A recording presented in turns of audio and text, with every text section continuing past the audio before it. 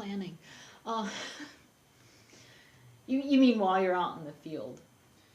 Yeah, well, even before you get there. So yeah, you mentioned planning, for example. Oh, well, that was kind of a joke. The thing that's inefficient is the fact that we tend to rely on air transport, really. Yeah.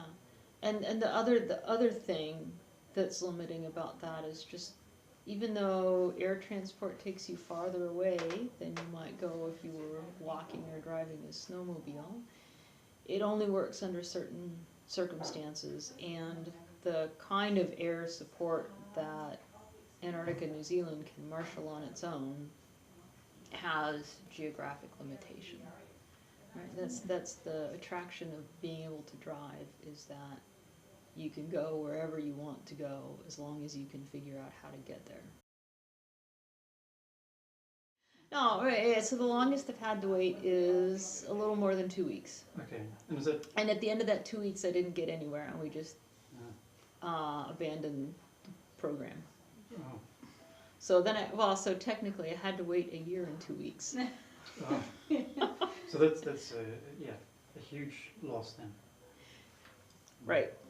Yeah, so if we can't overcome the weather challenges, then we just don't get to go to the place and do the work. Right. And we have to wait till the next season. And mine is not the only project that's suffered that kind of fate, and it's in the context of the kind of work that we're trying to do now in West Antarctica. It's happened repeatedly to folks who are trying to get to similar places.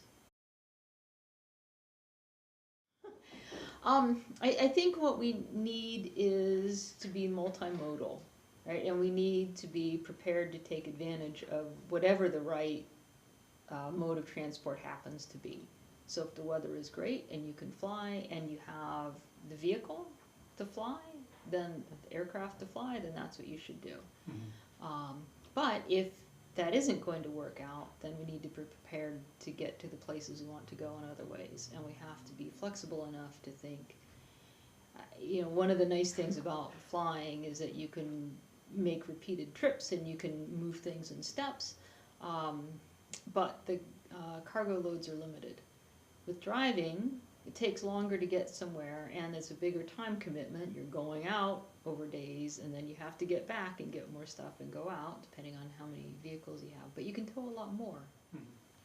I think the solution to working in deep field places in West Antarctica is to have multimodal transit and to pick the right combination given the conditions that you have to hand.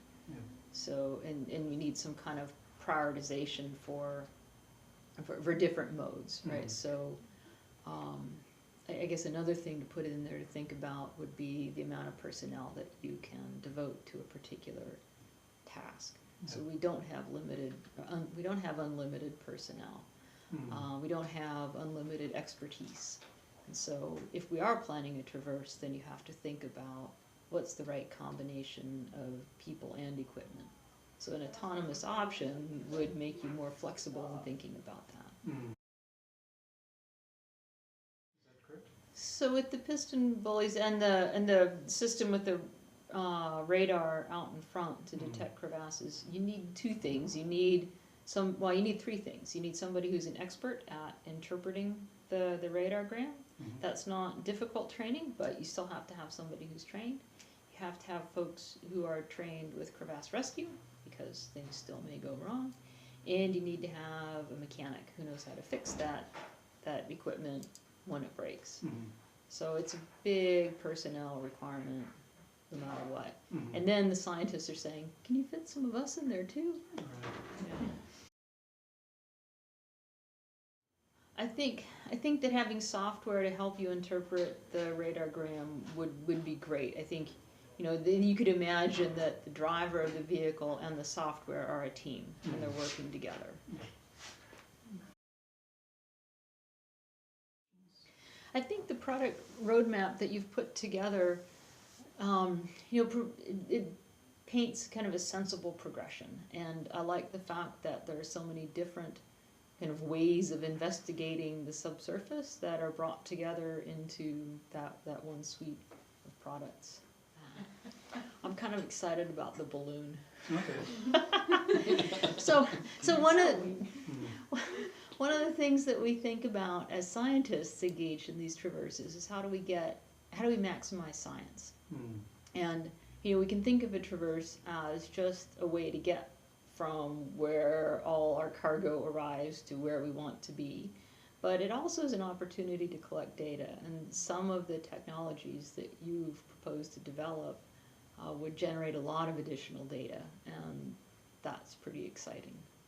Yeah, I think that kind of multispectral approach is a smart approach. I think that can help with the immediate job of doing crevasse or any other hazard detection, but I think also it would provide a lot of interesting data. Yeah.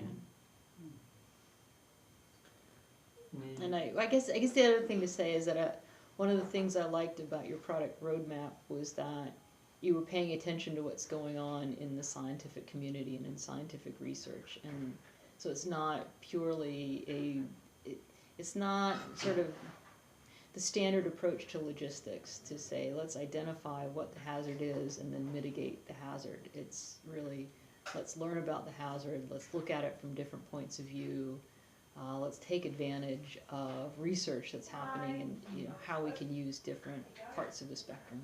Mm.